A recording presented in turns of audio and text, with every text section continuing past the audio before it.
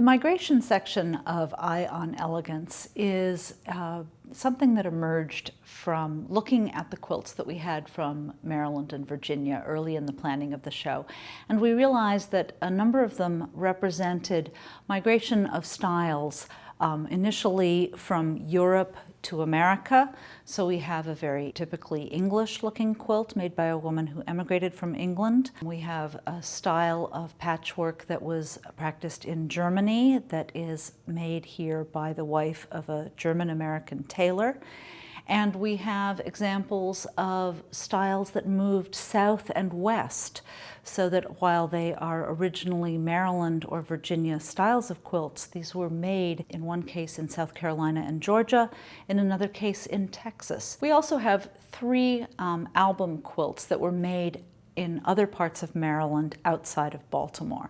So as the Baltimore album quilt craze spread outside the city, you see different styles in other parts of the state. Of course, as Americans moved from one area to another, they brought their customs with them and they brought their quilt styles with them. And so that's what the exhibit is about. The quilt behind me is made in a technique called inlaid patchwork. And it's edge-to-edge piecing of densely woven wools, which would be very hard to hem with a seam allowance. And this is a technique that was quite often practiced in Germany, actually, and often by tailors as a practicing of their sewing skills.